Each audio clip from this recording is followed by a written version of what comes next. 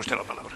Sí, muchas gracias, señor presidente. En primer lugar, también agradecer la comparecencia del ministro de Guindos y la prontitud, ¿no?, que tiene en comparecer en la comisión, ¿no?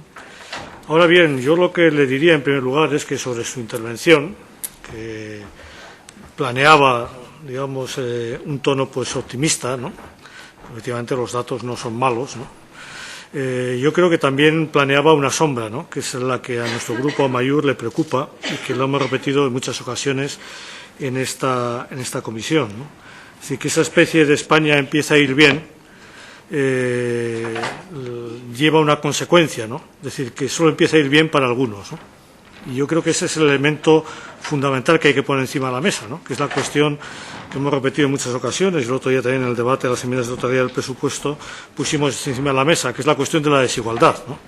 Es decir, junto con esas cifras que empiezan a ser positivas, siguen siendo preocupantes porque sigue creciendo la desigualdad, ¿no?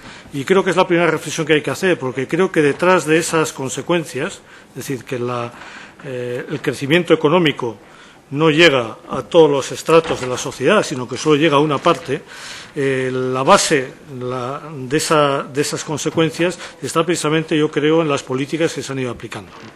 Y yo creo que se han ido aplicando unas políticas cifradas en una austeridad extrema, cifradas en proteger los intereses de grupos determinados, económicos y financieros, centradas más en lo que es la economía especulativa que la economía real, ¿no? Y es lo que ha dado esas consecuencias, ¿no? Y creo que es un elemento que hay que poner encima de la mesa y que nos debe llevar a la reflexión, ¿no? Porque si aumenta la desigualdad, al final acaba afectando a la cohesión social y acaba afectando también de forma importante al funcionamiento de la economía. Es decir, si aumenta la desigualdad, la demanda interna siempre va a estar en un ahí, siempre va a estar con una debilidad muy preocupante, ¿no? Y creo que además tampoco se han abordado los problemas estructurales de verdad de la economía del Estado español, ¿no? Un problema estructural importante es, y algunos otros portavoces lo han señalado, es el de la corrupción, el de la cultura del fraude, ¿no? Es decir, que está pues muy generalizada en todos los ámbitos, ¿no? Y que además de los sucesos que pueden estar todos los días en los medios de comunicación, hay otro que para mí es mucho más preocupante, ¿no? Es decir, que es qué pasa con el ingreso en las arcas públicas, ¿no? Es decir, que no deja de ser un exponente de esa cultura del fraude, ¿no? Porque usted decía, ¿no?, es decir, que uno de los elementos importantes ha sido toda la política fiscal, de la sostenibilidad de las cuentas, y es verdad, ¿no? Pero el problema es que la sostenibilidad de las cuentas se ha ajustado a través del gasto, en vez de ajustarse a través del ingreso. Y el problema del Estado español estructural no es de gasto público, que se está por debajo de la media de la eurozona y de la media de la Unión Europea en su conjunto, ¿no?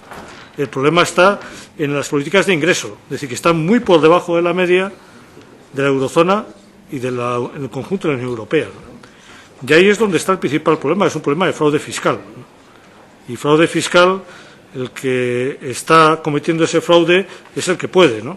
Tradicionalmente se ponía de ejemplo el fraude fiscal, pues las facturas de los operarios, ¿no?, el fontanero se ponía de ejemplo, ¿no?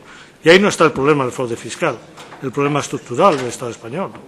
Está en los grandes grupos económicos y financieros, está en unas grandes empresas que, según nos señaló aquí hace escasamente 3 semanas el ministro de Hacienda, pues el tipo efectivo que están pagando en el impuesto de sociedades es el 9%, mientras que cualquier mileurista está pagando el 12, el 13%, ¿no? Es decir, ahí está el problema, ¿no? Y creo que ese problema no se está abordando, ¿no? Y creo que hay que poner encima de la mesa esta reflexión, porque si mañana viene una nueva recesión a nivel europeo, a nivel mundial, las consecuencias para el Estado español van a ser mucho mayores que las anteriores, porque precisamente va a incidir sobre los mismos problemas no corregidos, ¿no?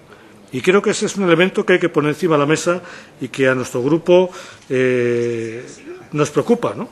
Es decir, porque entre otras cosas también está en la base de esa debilidad de la demanda interna, ¿no?, que sigue siendo débil, ¿no?, y decir, que impide el crecimiento, ¿no? Hay otro elemento también que a nosotros nos preocupa, ¿no?, y es una falta también de compromiso real con una competitividad de la economía efectiva, ¿no? Es decir, la competitividad ahora mismo se está abordando en base normalmente al al ajuste de los costes laborales, ¿no? Y además los costes laborales salariales, que también esos están por debajo de la media de la Unión Europea. Es decir, uno de los problemas que tienen las empresas del Estado español de competitividad son los costes laborales no salariales, es decir, por el ámbito de las cotizaciones, ¿no? Y el otro problema que tienen también fundamental es el coste de la energía, ¿no? Y ahí tampoco se están tomando medidas pues para aumentar la competitividad, ¿no? Por no hablar de todo lo que se refiere al I+D+I, que bueno, pues también se está pues bajo mínimos, ¿no? Y aunque en este año pues se ha hecho un pequeño esfuerzo, yo creo que estamos de acuerdo los dos en que no es suficiente, ¿no? Supongo que a usted también le gustaría haberlo hecho mucho mayor, ¿no? Pero ese es uno de los problemas, ¿no? Y ahí no se está abordando tampoco la competitividad de la economía del Estado español, ¿no? Y también hay otro elemento, también, por ejemplo, que está fuera de la agenda del Gobierno español, y aunque está encima de la mesa de la Unión Europea, ¿no? Que es el fomento de la economía digital, ¿no? Y ahí se está haciendo muy poco, y es un elemento de futuro en el que hay, al menos zonas del Estado español, y en concreto en mi país, podría jugar un papel importante en ese ámbito, ¿no? Y, sin embargo, esa cuestión del fomento de la economía digital está fuera ahora mismo de la cabeza de todos los gobiernos del Estado español, ¿no? Y creo que es un elemento importante también para abordar, para aumentar la competitividad, ¿no? Lo que pasa es que hay, como en todo, se está más pendiente de los intereses de los grandes grupos económicos, ¿no? Es decir, de las grandes empresas de software a nivel mundial de código cerrado, ¿no? Que al final están teniendo presos a todas las administraciones públicas, ¿no? En detrimento de la libertad de la ciudadanía de elegir con qué modelo quiere ponerse en contacto con la Administración, por ejemplo, ¿no? Y que abordar un cambio en ese ámbito supondría un ahorro importante también para las arcas del Estado, ¿no? Bueno, esos son elementos que veo que no están en la agenda y no han estado en su discurso, ¿no? Y creo que son importantes, ¿no? Hay otro elemento también que a nosotros también nos preocupa, ¿no? Y uno podría decir, bueno, ¿por qué les preocupa cuando el resultado ha sido muy bueno, ¿no? Me estoy refiriendo a los test de estrés que se han hecho públicos este domingo, ¿no? Que efectivamente los resultados han sido muy buenos, ¿no?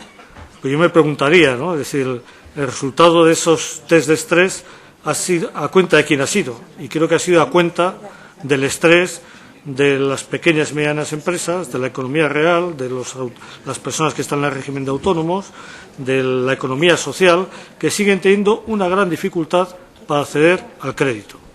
Y ese es un elemento, ¿no? Y usted ha dado cifras de crecimiento, pero ese crecimiento no está llegando a la economía real, no está llegando a la calle, ¿no? Y creo que es uno de los problemas también que dificulta la salida de la crisis de esa economía real. Dificulta la creación de empleo con condiciones, con un empleo de calidad, ¿no? Dificulta también el consumo interno, ¿no? Y creo que es un elemento importante, ¿no? Aparte que también estos test de estrés nos tienen que llevar también a otra reflexión, ¿no?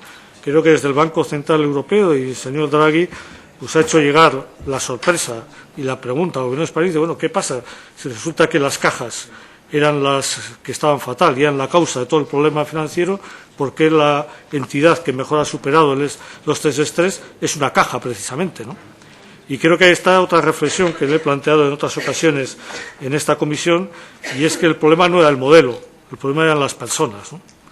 Y creo que no se ha solucionado el problema de las personas. Es decir, con toda la privatización que se ha hecho, incluso usted ha señalado, ¿no?, el cambio de que las personas tienen que ser independientes, pero están siendo nombradas por los mismos que las nombraban antes. Y al final esa independencia pues también dependerá del criterio con que se hacen los nombramientos y de la equidad o la eticidad de las personas nombradas, ¿no? Y creo que ese es un elemento que hay que poner encima de la mesa. A nosotros, por ejemplo, a Mayur nos preocupa el proceso que se está llevando con la privatización de Kutxabank, ¿no? Siendo una empresa rentable, que ha ido bien, razonablemente bien, sin embargo se ha puesto en manos ahora mismo de un grupo de 15 personas que están nombradas por entes políticos, o sea, con el mismo problema que podrían tener las anteriores y que ahí no tuvieron las anteriores, por lo cual es de esperar que ahora las nuevas tampoco lo tengan, pero al final se está alejando del control social a unas entidades que pueden jugar un papel muy importante en el impulso de la economía, ¿no? Y esa es una preocupación que tenemos, ¿no? Es decir, al final esa privatización puede llevar a que se siga incrementando el oligopolio financiero que va en contra de la economía real y va en contra de los intereses de la ciudadanía, ¿no?